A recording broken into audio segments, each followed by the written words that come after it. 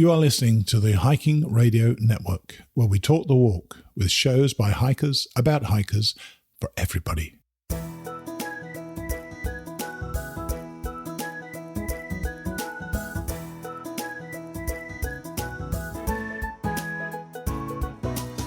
Mighty Blue on the Appalachian Trail, the ultimate midlife crisis. Join Steve and his guests every week as he staggers from Georgia to Maine.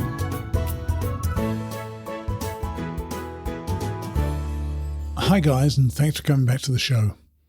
This is going to be different from, I guess, pretty much every other show we've done of the Mighty Blue podcast so far. For the next, 40, maybe 50 minutes, I'm going to be telling you all about my trip on the TSX challenge a couple of weeks ago. Lucky for you all, I'm going to intersperse my thoughts with the thoughts of others I recorded when we were out there.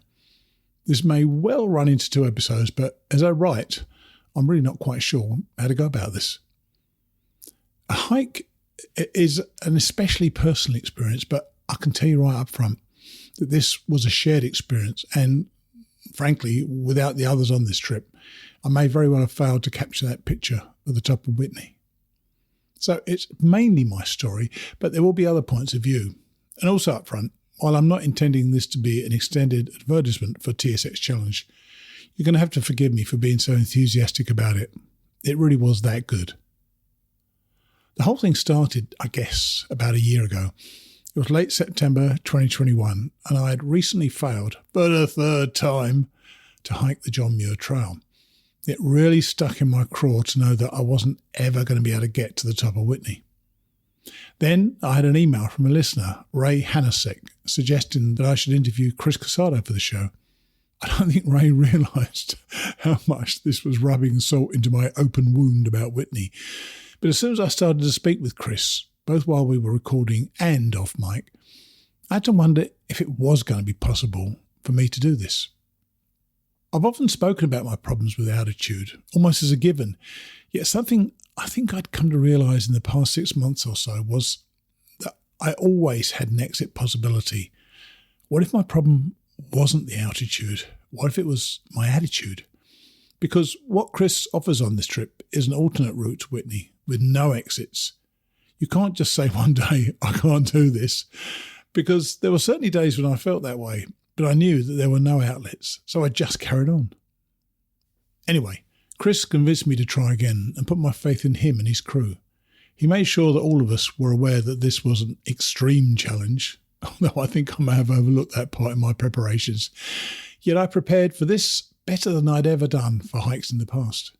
First, and for me this is a big one, I gave up booze entirely for about 3 months before I left. I have never done this in the past. I was particularly aware that I'd been dehydrated on each of my 3 JMT failures, so I knew that cutting out my normal couple of glasses of wine would help with that.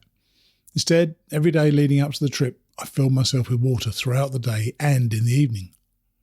I also lost weight. Being of a certain age, I was able to join the Silver Sneakers, which basically meant that Medicare pays for a gym membership for all us old codgers. I went down the gym each weekday morning for about 45 minutes on the treadmill, at an incline, and really kick-started my metabolism. I lost around 15 to 20 pounds in that period. Still too heavy at 244 pounds, though not as bad as I'd previously weighed in at over 260 pounds. Then, about 8 weeks before I departed, I had a bit of a setback. And I know many of you know about this. I was driving during the day, and having bought an Apple Watch the weekend before, I was able to monitor my heart rate. I wasn't feeling great that day, and I casually checked the heart rate. It's normally around 68 to 72 beats per minute, which I guess is pretty healthy. On this day, while doing nothing strenuous, it was 185. I didn't panic and carried on driving before deciding to return home to have a rest. At that stage, 45 minutes after I'd first seen that elevated rate, it was still showing 165. Instead of just going indoors and lying down, which had been my plan, I stopped about 100 yards short of my house and called my doctor's office. They told me to head for the emergency room straight away. By the time I got there, I was doubling over with pain and I was admitted for tests for the night. Long story short, they never really attributed the spike to anything in particular, and a week or so later, my doctor told me that there was no cardiac reason why I could not do my hike. So it was on. I got back to the gym, continued to train, and on August the 25th, I flew from Tampa via Dallas to Fresno.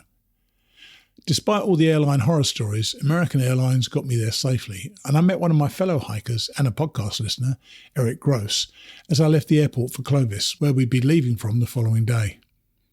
A bunch of other hikers were heading to the same spot, so through email, we arranged about 8 of us to have dinner together that night. We were all excited by the trip, and we bonded very quickly. It's funny, I've been thinking about why we all bonded so quickly, and I think it is a lot to do with the fact that we all had this common goal. As we found out in subsequent days, several of us were there for different reasons, and some quite emotional reasons. But it was that common goal of getting us to Whitney and the end that completely united us. I've seen that sort of bond on the AT before, but the speed at which it happened on this trip took me by surprise, frankly.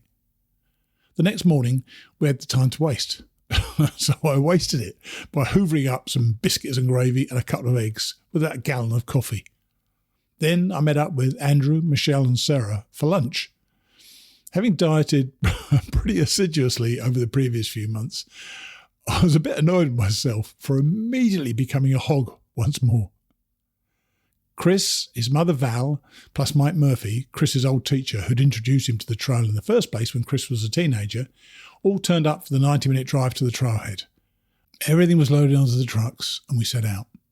Clovis, where we'd stayed the night, was only about 400 or 500 feet above sea level, so we had quite a drive up to the trailhead at Sunset Meadows, which is around 7,800 feet. Chris also had Ali and Darrell with him, 2 extraordinary young people, a guy and a gal, who constantly wowed us with their hard work and caring help that they provided us all with over the next 8 days. When we got to the trailhead, I took the opportunity to record Mike Murphy, Chris's original mentor about this hike. Here's Mike. Okay, I'm on now with the person who really is the reason we're all here. He's kind of denied it so far, but this is Mike. What's your full name, Mike? Mike Murphy. Mike Murphy. And tell us why we're here. Well, in 1979, I did the John Muir Trail with my Uncle Ray, who was my inspiration. Sure. So hopefully I'll be your Uncle Ray in a sense. That's what I sort of was doing with these kids for the last 35 years. When I started teaching in 88, I did it for the city of Isaiah from 83 through about 92 as a rec department thing. But when I started teaching, I started taking 5th graders on a 65-mile, 8-day backpacking experience at the top of Mt Whitney, the highest mountain in the United States outside of Alaska. So was the route we're doing now, we're at the trailhead now. What's the trailhead called, by the way? This is Sunset Meadows. This is Sunset Meadows. And was that the route you used? This is my then? original start. So this has not changed then? It has not changed. The only thing different between this and TSX is you guys stay at Crabtree Ranger Station area, do Whitney in one day and back to Crabtree, and then exit south at Horseshoe Meadows. Sure. At Cottonwood Pass. I go out go out Whitney Portal and down to the Portal stores, etc., because I was a non-commercial person. So tell us what motivated you to think that kids could cope with something like this, because they were quite young kids, weren't they? Yeah, they're 10, 11 years old. Yeah. Well, when I was doing it for the city of Isaiah, my assistant or whatever was somebody I knew from college that had done the John Muir Trail with me in 1982, my second time on the John Muir Trail. And her nephew went with us, and he was 9 years old, a little skinny 65-pounder, and he did quite well. So I was thinking, it was sort of the back of my brain for, 5 or 6 years later when I started doing it when I started teaching, and I thought, it should work. So I was still doing it for the city of Isaiah, and I asked him if I could have 2 spots for students. Because that first year of teaching is, I apologized to every kid I ever had that first year just to make sure I did. And I know they're, the 2 kids' names. Learning the ropes. Yeah. Oh, that you remember your first 2 kids. Ryan and Caesar were the first 2 boys, and I don't know who went the second year or last year. And I know the first girl was Cheryl. About 3 or 4 years later was the first girl that went on the trip with me. And these were all when I was doing Visalia, I think. Maybe not Cheryl. And so they did it. There were a group of 15 of us, all adults except for those 2 boys. Yeah. And so they shared a tent and survived and whatever else. So how many kids have you taken? Because you first off, tell me this great number. How many times have you been up Mount Whitney? I've been on top of Mount Whitney 50 times. Yeah, bragger. Yeah, twice from the east side. Once as an overnighter, once as an up and back in one day. 12 hours and 57 minutes, by the way. Why would anybody want to do that? Yeah, just because I could. Actually, because of Hulda Crooks, who was, when I saw her the first time in 1979, it was her 18th time in 18 years. And she was 83 years old. She started when she was 65 doing the east side. Amazing. She had an entourage carrying all her stuff. Amazing. And I thought it was my 18th year and I was one short. So I had to do it up and back in one day. So what do you see? So over 160 kids. So what do you see happening to children when they take on this? Because I suspect when they start, they're not desperately happy with the idea, are they? Oh, first 20 minutes they're crying, wishing if I light a match to burn the forest down, can I go home? I mean, can their helicopter come rescue me? It's all the stories I've heard over the years of people telling me this, because they won't verbalize that to me per se. Sure. But how did you respond to that? Keep moving. I said, if I can do it, you certainly can. But you never know what you can do until you have to. Sort of like the pioneers coming across the plains. They survived because they had to. And do you see a transition in those children as they do it? I had some parents along. One was the city manager, Clovis, in fact, who I did not have his kids in my class, but I took him and his boys when they ended 5th grade. He could tell you the minute on day 3 when their boys turned into men. Their 11-year-old boys became that next level of something. He could tell but to the minute. And do you think they keep it? Or do they revert back to kids again? They revert back depending upon the parents. Right. Yeah. I had one that was, the dad was supposed to go and got sick at the trailhead and chickened out, I think is what happened. And so his daughter went along. And so she ended up being great. And as soon as we got to the other side, here's Dad. And she reverted right back to, gimme, Interesting. Something. Interesting. And when they get to the top, is there a universal reaction? They are beaming. The first few days are crying like kids who are getting tortured.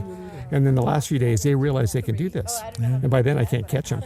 They're kind of towards the front or whatever. That's awesome. And that last few miles to get to the top of Whitney is hard. They're at elevation, the whole thing. But they are beaming. They call home. They're crying on the phone. They've talked to a parent or grandma or whoever. And they are ecstatic. And then going down the other side, people see these little kids coming down off of Whitney who smell funny probably after 8 days. Yeah. And all these clean LA people kind of doing a day hike or stop and ask them, what'd you do? And so instead of saying, I went backpacking for a week, people go, oh, that's nice. I climbed Mount Whitney after a week of backpacking. Starts the conversation. That's cool. That's beaming. Really cool. Now, there was one young 14-year-old or 15-year-old who joined your class. Tell us about him.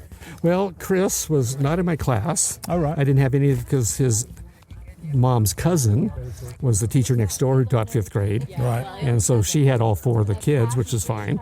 But they all went to Mount Whitney with me. Right. And so Chris is supposed to do it, maybe a little younger. His brother Denver started the trend with that family. Right. And so he went at 14.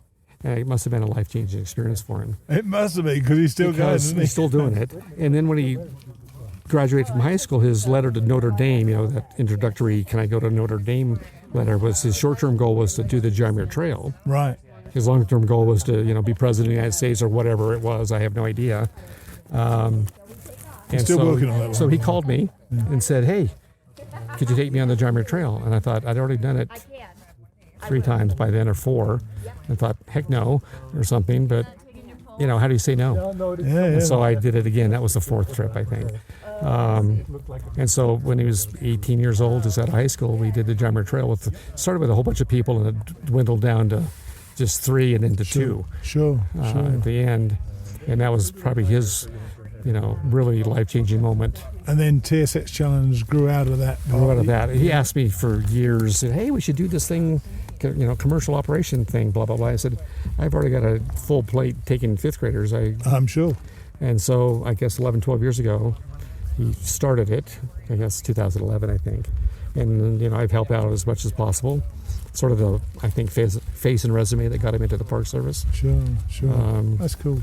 On behalf of everybody here, we're delighted that you did it and really appreciate the legacy you've left, especially especially on young children as well. Yes.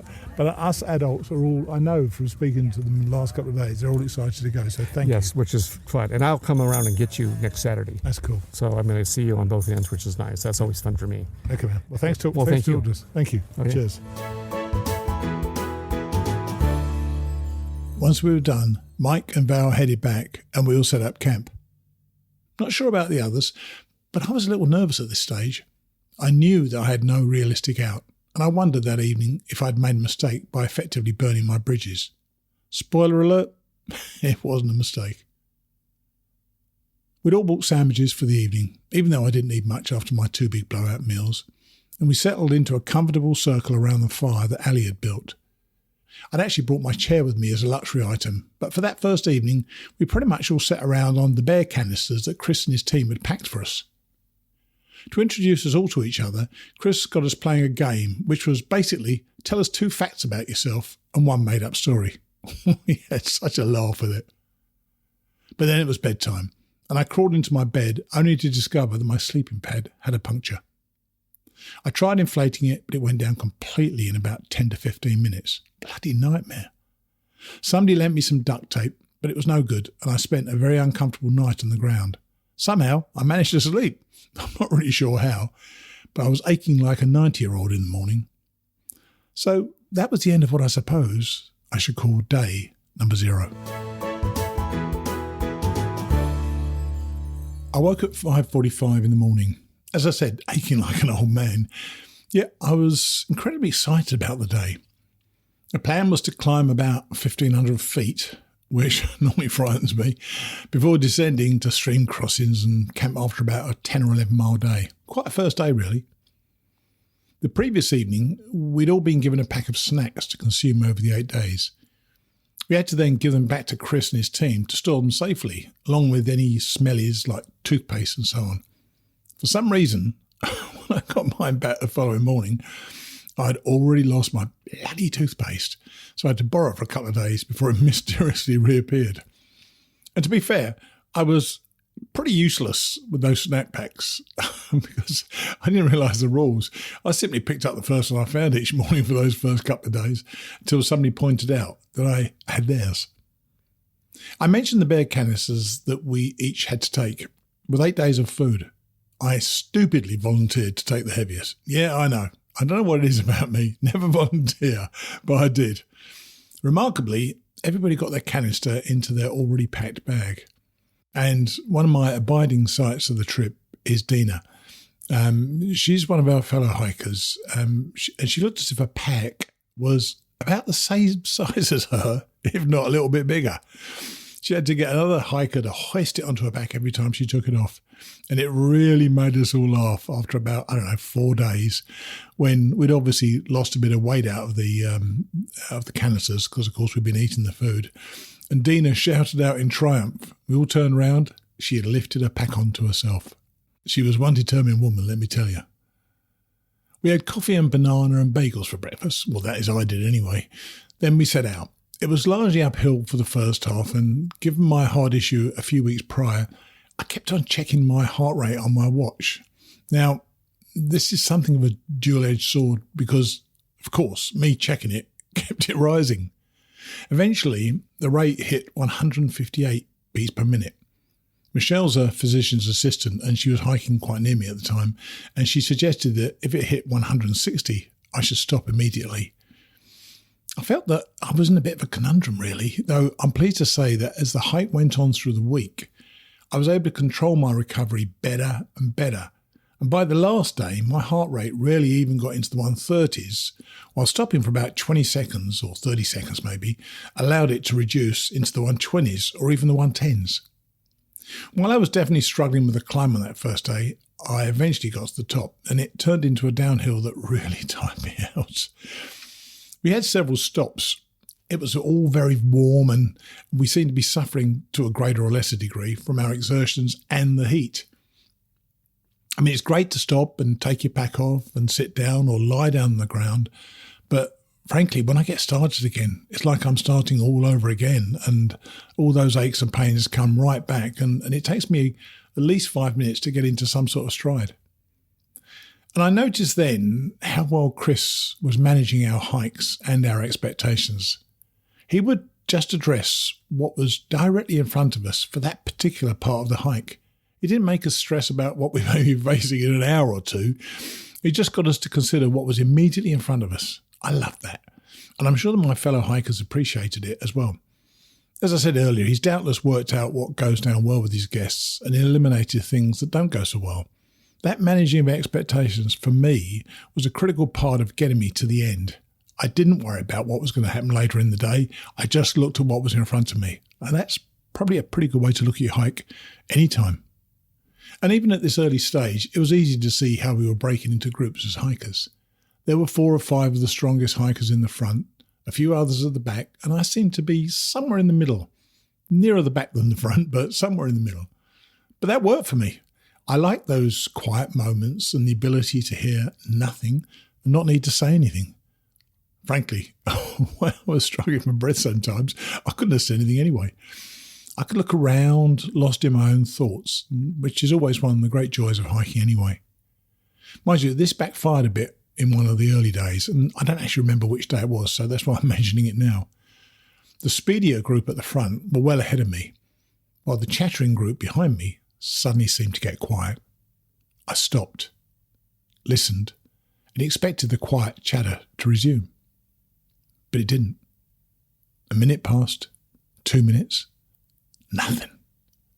5 minutes later, I was getting more than a little bit edgy. Had I missed a turn, or worse, had I taken a turn that had brought me to this place? I thought back a few minutes and remember a quite sharp turn that had taken me across a small stream. Was that the right way? Had I gone wrong? You know, I was suddenly extremely vulnerable. I had no idea where I was. Nobody was coming up behind me. I simply didn't know what I should do. So I just stood. I was kind of frozen to the spot and just listening.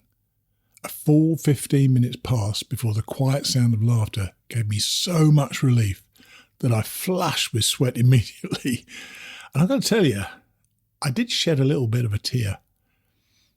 That vulnerability out in the wilderness with no idea where you are is surprisingly debilitating. And I didn't like it.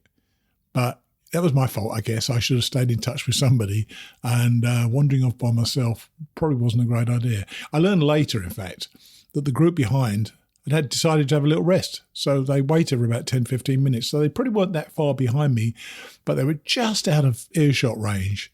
But I was really, really glad to see and hear them again. And yet another thing I noticed on this day was the team aspect of the hike, exemplified by those stronger hikers, particularly absolutely the others as well, but particularly Beth and Karen. Whenever the slower movers got to a rest stop, Beth and Karen would be on their feet, clapping and cheering as we came into sight. My more cynical, perhaps previous self may have thought that to be a bit cheesy, yet I came to love it far more than any of the perpetrators could ever imagine. It was like honey to my soul, and I know it also encouraged a few of the others as well.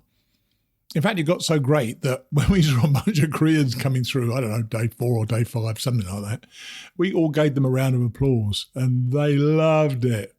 It was awesome. Eventually, we got into camp after an 11-mile day, and Chris and the team set up food and drink. He's got the system running so smoothly with a hand-washing station, food lines, and even dishwashing. How about that? I sat and soaked my feet in the river. It seemed to help, and I generally revitalised. Darrow repaired my airbed for me. The girl seemed to have everything in her pack you could possibly need. We sat around a fire again, ate, and this time Chris introduced thorns and roses. Basically, this was a forum for all of us to tell the others what our day had been like. A thorn was something we didn't like in the day, while a rose was something that we did like. There were a few thorns, but many more roses. The tiredness and stress of the climbs had dissipated, and we were all looking back on a great day's hike. At this point, I interviewed Eric, sitting on a log just away from the others, to review our first day. Here's Eric.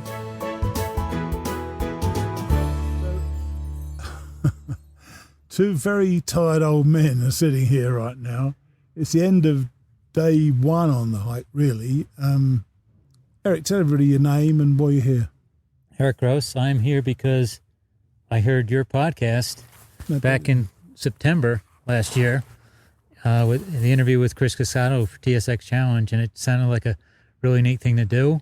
I've often thought about doing something like this, and you just think about it and you don't commit to it. But within a month, I was signed up and ready to go.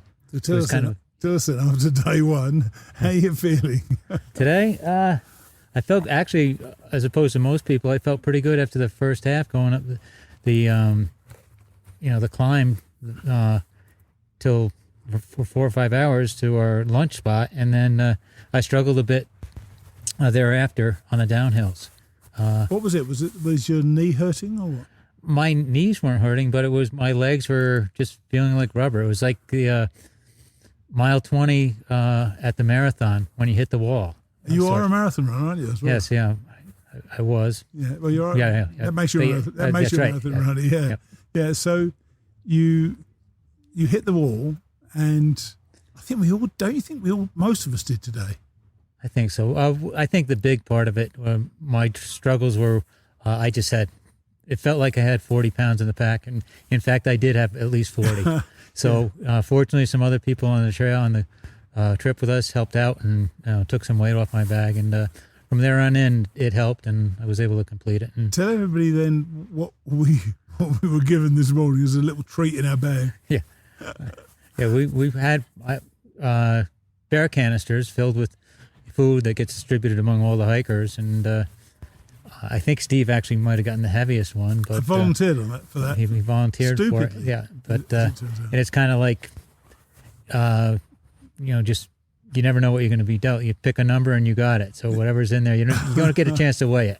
Mine could have been pretty heavy, but and they're not easy to use, are they? Because there's you try to surround them with clothes and things like that. But we already were pretty full on our packs anyway, weren't we? Yeah, our packs were very full. It's like, how am I going to get this in there? But we, the people on the organization did a good job helping people out, getting them in there, shaking our packs down and making them fit. Yeah, amazing.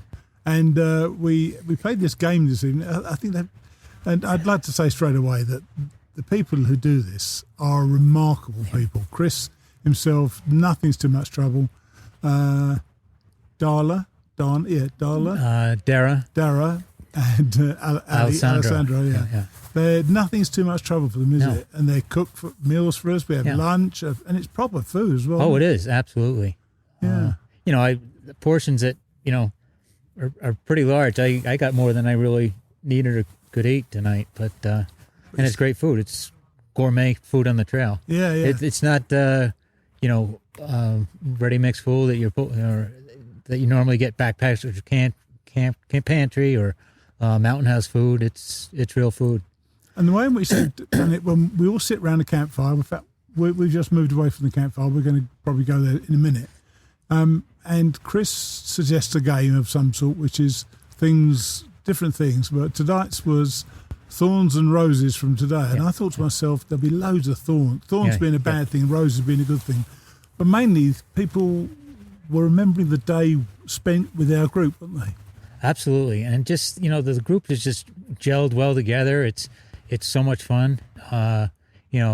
Listening to conversations, being involved in conversations, and learning about people's backgrounds and why they're here. I think I've told you I'm here because of you. I mean, her on the podcast, and I'm curious. So you blame me. I would bet, I blame you. Actually, I blame a friend of mine that turned me on to your podcast years ago. So she takes the most blame, my friend Terry. Right. That's cool. So what are you expecting out of it?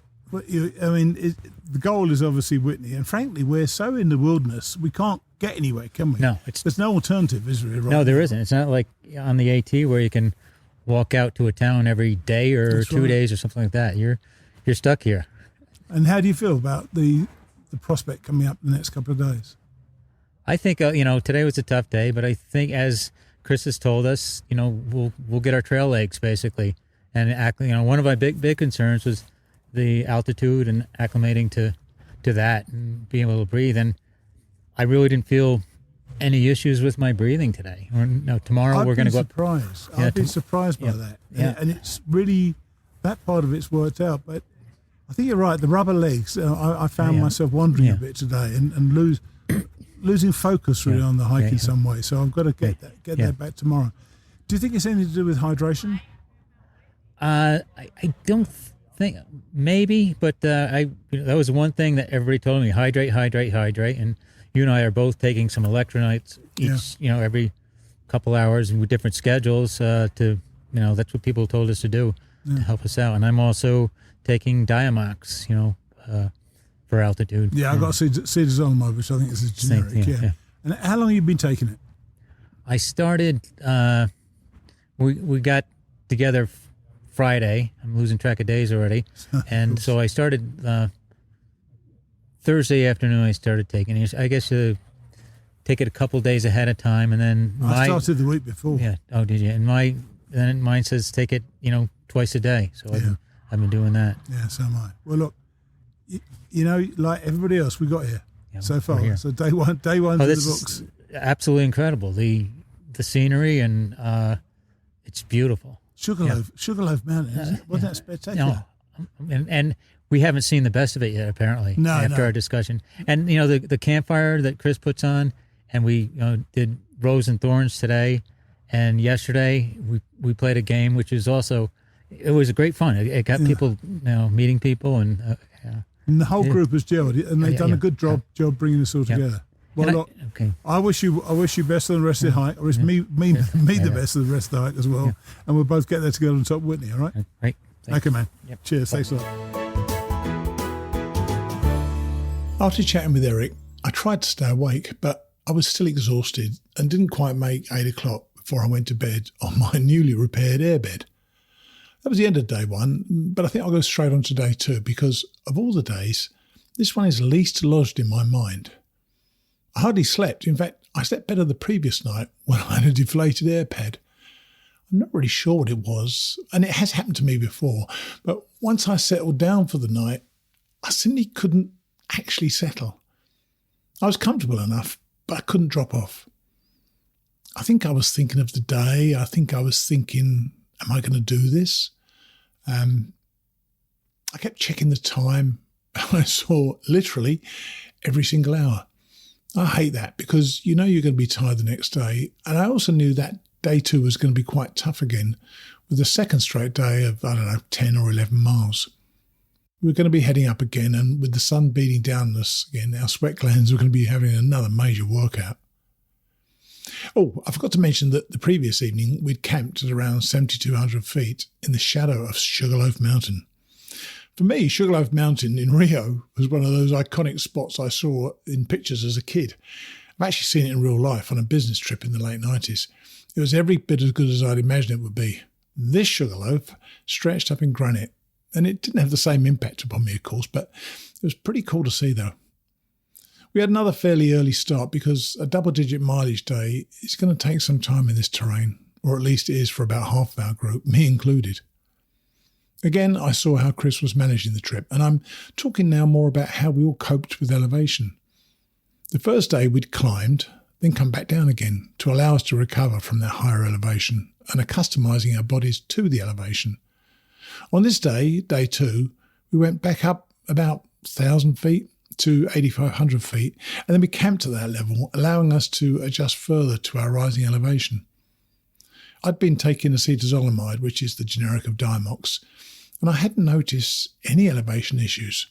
And it was early, and of course I was still gasping for breath every 50 to 100 yards, but at least I hadn't suffered in any way so far that I could see. It's actually only by looking at my pictures of this day, which I've just done, that I get any sense of the trail we're on. I was too exhausted to record any notes that evening, but I can see that we were hiking on a dusty, gravelly and noticeably sandy path with occasional tree cover, but plenty of sun exposure as well. When we'd been down in Clovis, it had been in the hundreds. I think it was 105 degrees, and I knew it would be cooler higher up. But when you're exposed to the sun, it's pretty fierce, even at that height. I've got photos of trees literally growing out of huge granite boulders all over the trail, as well as massive pines lining our path as we descend several switchbacks. We also walked up past a roaring river, as well as crossed a few more placid streams. But the biggest surprise of the day for me, and I guess for most of my fellow hikers, was, well, let's step back. We were going through this kind of fairly congested path, and I knew that we were stopping this place called Big Wet Meadow. And I thought, well, there's no way we're going to get a meadow here. And suddenly, it was amazing. We kind of turned a corner and we emerged into this vast meadow. It opened up the whole valley ahead of us with huge granite mountains ahead and to our side.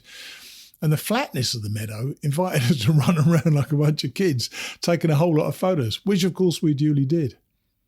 We spent about half an hour there getting pictures of all of us either together or individually on one big rock about 100 yards into the meadow.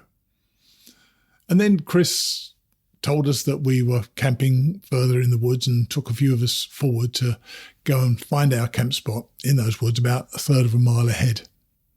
The stream was running fairly close to the camp, so I went down there and stripped down to my shorts and dunked my feet in. I actually slipped up a bit as well, got wet, but that wasn't a real problem. And washed my face and my hair, and I felt a little bit better because you know what it's like out there. You're sweating profusely and you can't clean yourself up. So to go into a stream was beautiful. We had dinner, another round of thorns and roses, with thorns starting to disappear and roses in abundance. And we spent another convivial evening together. This was really feeling like such a team effort now. Because every morning when we start, we do this, we all gather around in circles, touch hands and do this rah-rah things that Americans seem to do, Team 6, and then we get started. And with such a team effort, I was starting to believe that I might get through this with everybody's help. And the Whitney was getting closer. We were in Sequoia and Kings Canyon Wilderness, and I really felt like I belong there. And that was the end of day number 2. Day 3 was listed in the TSX schedule as an intense uphill. Considering the first 2 days had been tagged as moderate, my feeling of belonging the previous night was starting to fray a little. Looking back on the schedule from the comfort of my study, I can see that Chris doubled down on intense by referring to it as being a stiff climb. Nevertheless, it was the shortest day of the hike, coming in at a mere 5.5 miles, yet, as I've often found in the past on other hikes, those shorter days don't always translate into short days. Because of the shorter mileage, however, we were all delighted to be able to have something of a line the following morning with a scheduled 8:15 start. Breakfast was dispatched in the normal efficient manner and we were all ready to roll before 8:30. The glorious meadow, which had been bathed in sunshine the previous evening, was now fully in shadow, an eerie, cool way to start the day. The sun was already lighting the granite crags all around us, so we were grateful for the cooler start. An early stream crossing, not difficult, though a little wider than what we've been used to, set up the start of a day for us before the climb began. We crossed the stream several times, and it was always an enjoyable part of the day. But this was a more languid day, with regular, rather extended stops, not least within the first hour when we jumped off trail for about 150 feet to see one of a series of tiny cabins that were used by, I believe it was a trapper. I've forgotten exactly who it was now, but whoever he was, he must have been minute. I had my picture taken outside the cabin, and even sitting down, I am towering over it. It was a reminder how wild these conditions were and that people had often come into this wilderness to make a living, existing in these harsh conditions and managing some form of home. It's quite humbling to see, actually. The previously mentioned intense and stiff climb wasn't actually as bad as I'd been expecting. That wasn't fast. As we rose, we got spectacular views back into the meadow, and then later the vast extent of the valley as the granite mountains stretched out ahead of us and behind us, revealing more and more as we climbed. We were often walking on just granite with cairns ranged to guide our path. And while we were walking across the granite, we came to our best stop of the day. This was the water slide. Not for us a huge, gaudy structure made out of plastic in a water park. Nope, we had a natural water slide. One of our hikers, the other Steve, had already decided that he was going to slide into the pool at the bottom. And in fact, he had dressed that morning with this very stop in mind. No sooner had we downed our packs, we could see Steve stripping down to his swimming shorts and heading over to the slide. Down he went, slowly but definitively, and splashed into the pool at the bottom to huge roars of applause. At that point, I was kind of undecided if I was going to do it, and a few others had expressed similar doubts. Then Dara totally changed my mind, and I suspect several others. We'd been talking about whether or not we were going to follow Steve, and at that point, I think the general consensus was, well, maybe not. Dara changed all of that when she just said, "What, are you going to do it next time?" The simplicity of that polite, mild rebuke was, of course we should do it. And one by one, everybody slowly prepared to hit the slide. Now, one benefit of being over 240 pounds, and believe me, there aren't many benefits to that. One benefit is that gravity has a terrific time with 240 pounds. Most of my fellow hikers had to shuffle themselves forward to get a bit of momentum on the slide before slowly edging down to the pool at the bottom. Not me. I sat, pushed off, did a quick shuffle. I set off like a rabbit down a hole. It was awesome. I got a big ovation. It was also flipping freezing. For the next hour, we lay around, dried out, and slowly resumed our hike to our ultimate destination, which was Colby Lake. Then, though not as dramatically as the previous day, we came upon another, smaller meadow. Chris had taken the liberty of naming it Clare Meadow after one of his daughters. How about that? He named it after his daughter because he could. The respite of Clare Meadow over, we climbed again, and this time, in mid-afternoon, it wasn't long before we reached what was one of the best campsites of the entire trip. The lake was below us, and we each found a place for our tent, though putting them up was pretty tricky because a strong wind would blow off the lake every now and then. So it wasn't too bad, and everybody got settled in. Having already realised, thanks to Dara, that doing it next time was not a viable option, several of us took the opportunity for another dip in the water, this time off the diving board, a slab of granite that reached out over the lake. Once again, for me, gravity took over. I felt like I'd gone in about 20 feet deep as I struggled to pull myself out of the snowmelt, which was the lake. It was invigorating and epic. But best of all was Eric. He told us that he always did a forward flip on or around his birthday each year, deciding that a flip of this granite slab into a freezing lake would be a good idea. We all held our breaths as he pulled it off perfectly. Dried out, we settled down for another great evening of food, laughter, many more roses, even fewer thorns, and the most stupid game of football that I've ever heard of. Now, I don't regard myself as a complete idiot, yet I had zero idea what I was doing in this game. It appeared to me that an obscene hand gesture on my part would satisfy most of the rules, so I contented myself with that. Never understood it at all. Mind you, I clearly wasn't the only one. Sarah looked utterly haunted every time the play passed to her. We had such a laugh, though few of us had much idea about what was going on. It really was a reminder that you don't need devices for fun. You just need each other. I took the opportunity of a little more time on our hands to speak with a couple of my fellow hikers once more. First up, here's Karen. Okay, I'm sitting here with one of my fellow travellers, Karen. So tell us your full name and what you're doing here.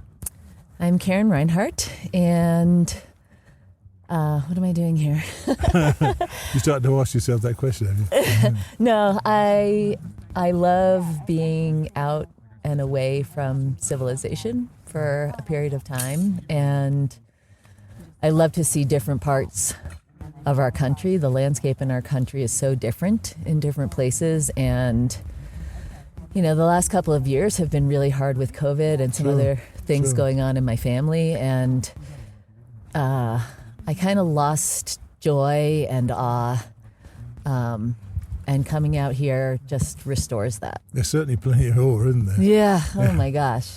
So, what got you here? Why did you find this particular place? This trip? Yeah. I actually have a family member with whom I was going to go on a backpacking trip, and then I had a back injury and I couldn't go. Right. And so he recommended TSX. Right. And I wanted to be out longer. That I didn't know anything about Mount Whitney. I just wanted to be out longer than 4 or 5 days. Yeah. Right. And how's it been so far? You said you've got the joy and the awe back. So how's it been for you so far? It's been amazing. Everything I could have dreamed. We're hiking in incredibly beautiful places. The scenery changes all the time. And the other reason I chose this trip was the approach that everybody can do it.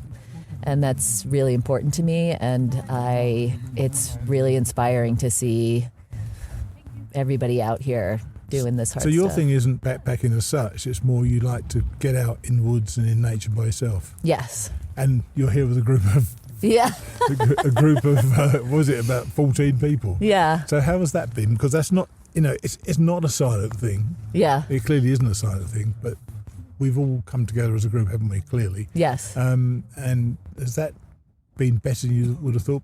Because you never know. If you like the silence, we haven't had any silence here, have we? Right. It's true. We just played the most ridiculous damn game. I've never understood what it was. Hilarious. It was so funny, and I haven't laughed that hard in a long time. And Karen, by the way, she got a laughing penalty, didn't you? I did. Yeah, it's actually a really tough balance for me because I do tend to hike by myself, and it's the serenity and the just deprogramming from the world to be out in the woods. And so coming with a group is a bit of a risk, but I also really love to have an experience with a group of people that you don't have with anybody else. I agree. The friendships that you make and people are more real and more themselves. When we go back, people are, we're going to tell everybody, show everybody our pictures. People don't really understand it until they come and look at what we've been seeing. We're camping by a lake tonight on a piece of granite, which is just remarkable, isn't it? Yeah. And the wind is starting to get up now, I just noticed. Yeah. So what are you looking forward to the next few days? Now you know it. Now you've heard of Mt Whitney. I presume yes. of Mt Whitney is quite important. Yeah. I think tomorrow is supposed to be pretty hard, and I look forward to all of us supporting each other through that and the That's excitement. been a big feature. Yeah. For me, more than I thought it would be as well, which is kind of great, isn't it? Yeah. Yeah. I'm a teacher, and so I love to support people to meet their goals and learn something new, and so I'm very inspired by that. So I've been inspired by everybody here. And has it been painful for you? I mean, physically? Not more than actually less than I expected.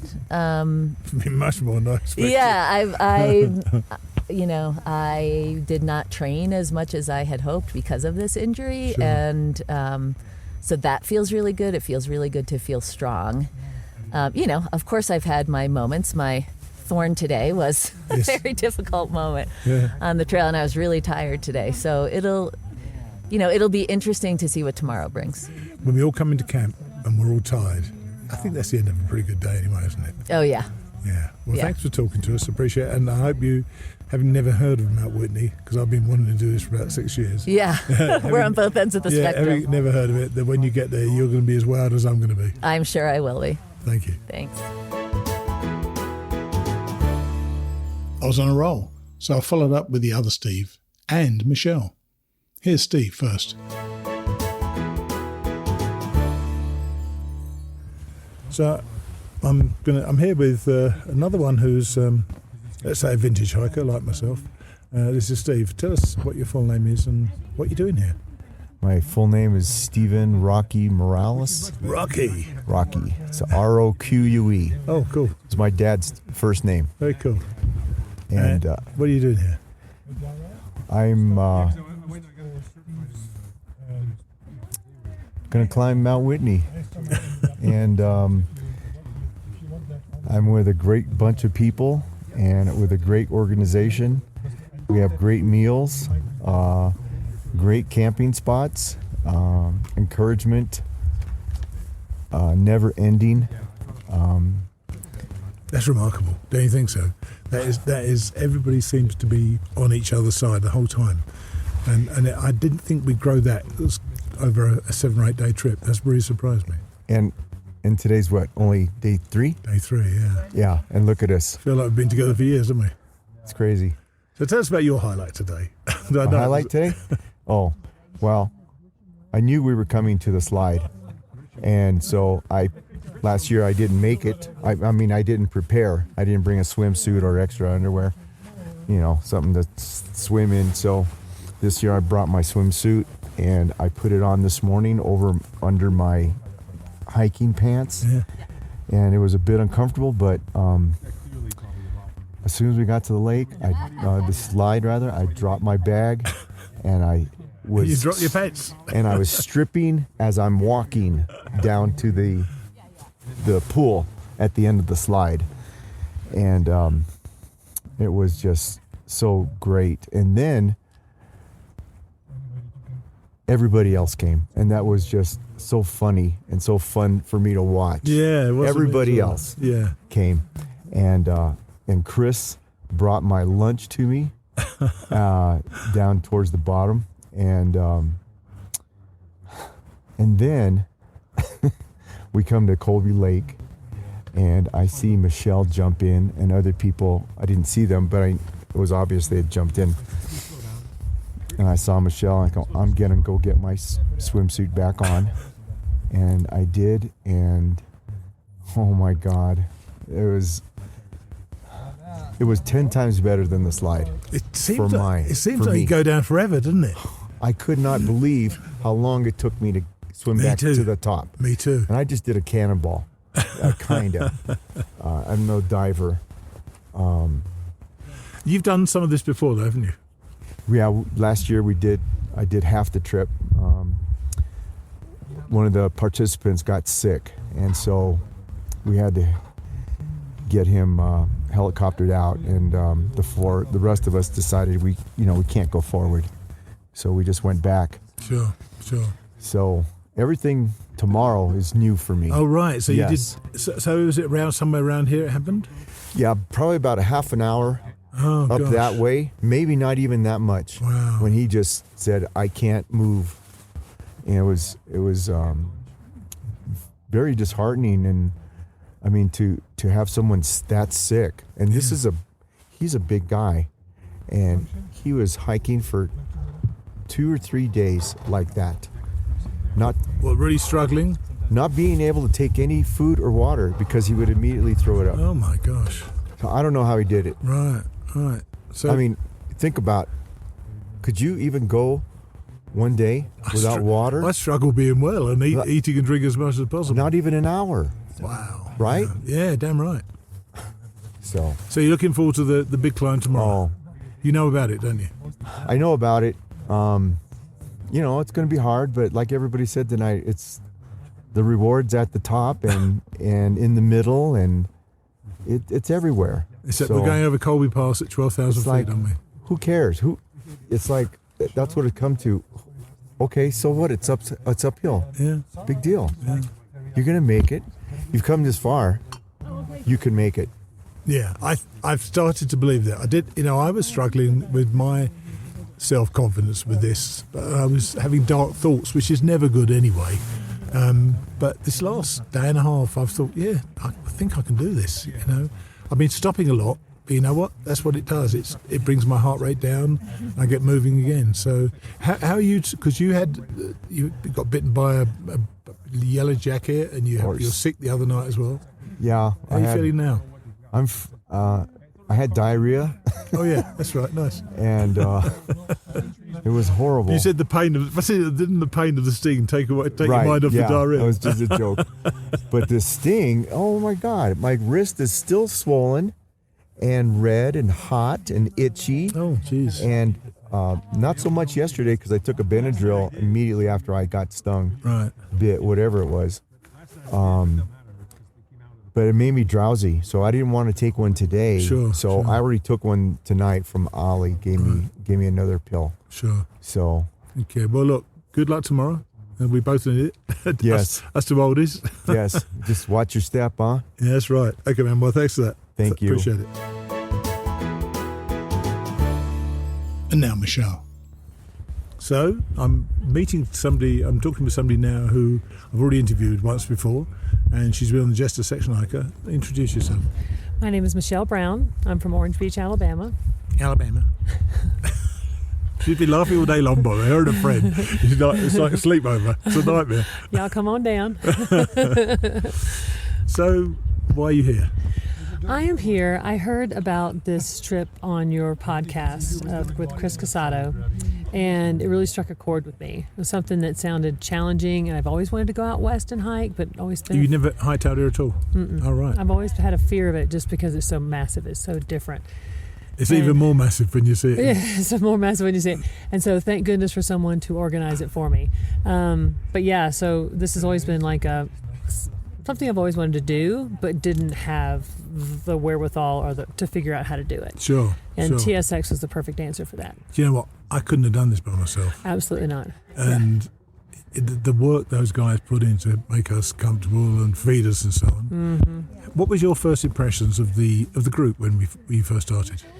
When the first got started, you knew you're coming into a situation where everyone is from different backgrounds, sure. And you're not sure how people are going to act with you and stuff. Because my friend Sarah, who's with me today, we cut up a lot, and you didn't know how they're going to take our humor and that kind of stuff. But really, we cut up a lot, and so just so many different backgrounds, so many different personalities.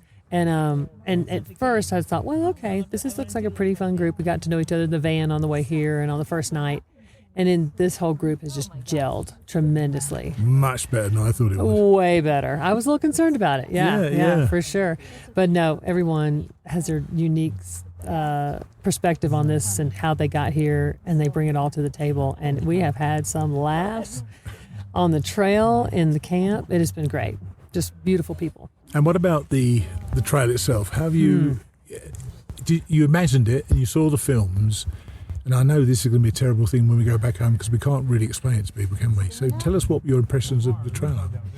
So I think I knew I was going to see some beautiful mountains in the distance, and I was going to be challenged, and I've been on the Appalachian Trail, so that kind of prepared me a little bit, but never could I imagine I would just come down into like a creeky area and look up and just be surrounded by massive granite and just stop in my tracks and just can't believe I'm here. The terrain itself, there's some easy spots that kind of lull you in, and then there's some very tough areas, but you do it. You put one foot in front of the other. And we only had about 5.5 miles today. It didn't seem like a short day, did it? No, it did not, and it was all ups. But you knew, but they provide us with plenty of breaks, an amazing lunch, a little playtime in the middle with a slide going down a granite. What would it be called? That's a. It was just a granite slide, wasn't just a granite slide with water on it. Yeah, that's right. Yeah. And so that was amazing. Had that to look forward to. They've literally taken one of the hardest days I've ever hiked and made it fun by breaking up a small breaks, take your pack off, small breaks, and then boom, we have some fun. And we arrived this great slab of granite right by Colby Lake. Right back, and we jumped in, didn't we, earlier on? Quite a few of us. Yeah, I jumped in. My new motto is say yes to everything, don't say no to anything, because I would have missed out. Yeah, that's that was great. So what are you looking forward to the next 3 or 4 days? Yeah, so we know that tomorrow is going to be a tough climb. They've already kind of alluded to that. But it's almost like he just knows how to pace everybody. So I have no fear of it whatsoever. I'm looking forward to it but if he was just like, here we go, we're going to do it, and I didn't see his process, then that would concern me. But he stops plenty of times. He lets everybody go at their own pace. Not one single person here has felt pressured to go faster than they can, and so that's made me feel good. I've been in the back of the pack. I've been in the front of the pack. So I've been in the middle, and so it's been. He never, Chris and Allie and Dara have never pressured us to do anything we couldn't do. They've just reinforced us, haven't they, all the way? All day. They've been very selfless, which has been wonderful. And going up Whitney is going to be pretty special, I suspect. Yeah, that's going to be a big one. I thought it was coming up sooner than it was. I thought it was like coming up the day after tomorrow, but it's actually going to be Thursday. That's right. This is Monday, Tuesday, Wednesday, Thursday. Yeah, so a couple days, and I'm getting prepared for that. It's going to be a good day. It's a long way up, isn't it? It's a long way up. And it's going to be a long way up tomorrow as well. Mental health check on that one for sure.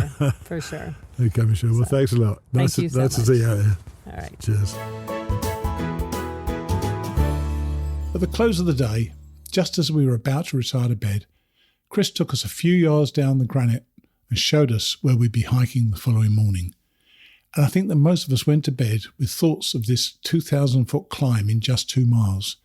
As it turned out, we needn't have worried. And that was the end of day number 3.